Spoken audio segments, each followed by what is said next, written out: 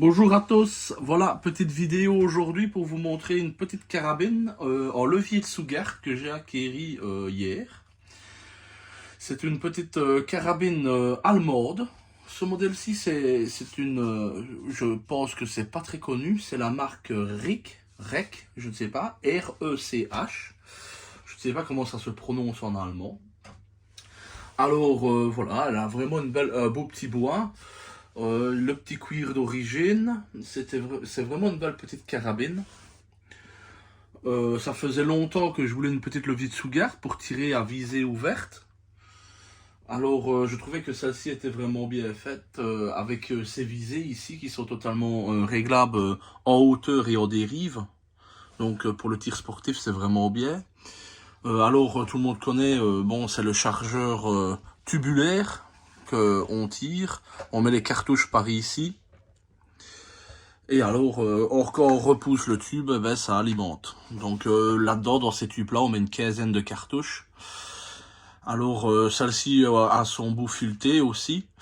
Maintenant, ici, un frais de bouche pour une 22, ça ne marche pas vraiment. Ça ne sert pas vraiment à grand-chose. Surtout que sur une levier de Sugar comme ceci, avec un magasin tubulaire, ben, quand on met le frais de bouche, ben, le tube, en fait, on ne sait plus le tirer.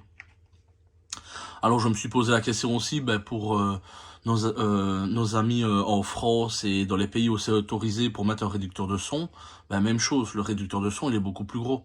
Donc je vais dire, une fois qu'il a tiré ses 15 cartouches, il peut dévisser tout le temps son réducteur de son. Je trouve que c'est pas très bien fait. Alors voici, c'est une belle petite carabine. Comme vous voyez tout simplement. Alors bien sur levier de Sugar en 22. Alors, les cartouches s'éjectent par le dessus, comme chez Winchester. Avec un chien, ici. Alors, voilà.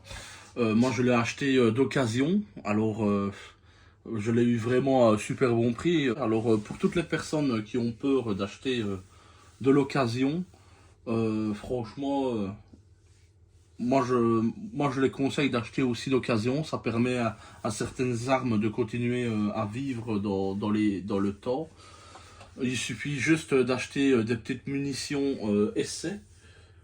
C'est des petites munitions que vous mettez, ce sont des munitions en plomb ou en matière en tout cas très molle. Et vous savez chambrer, tirer et éjecter pour voir si l'arme va bien chez la personne où vous allez. Si vous ne savez pas l'essayer dans un stand, eh ben vous allez chez la personne avec vos munitions d'entraînement. Ce sont des munitions d'entraînement d'essai. Et alors vous savez tester l'arme chez le client. Si l'arme percute, qu'elle éjecte bien et que tout va dans le meilleur des cas, normalement votre arme elle ira. Donc voilà. Voici la petite dernière carabine.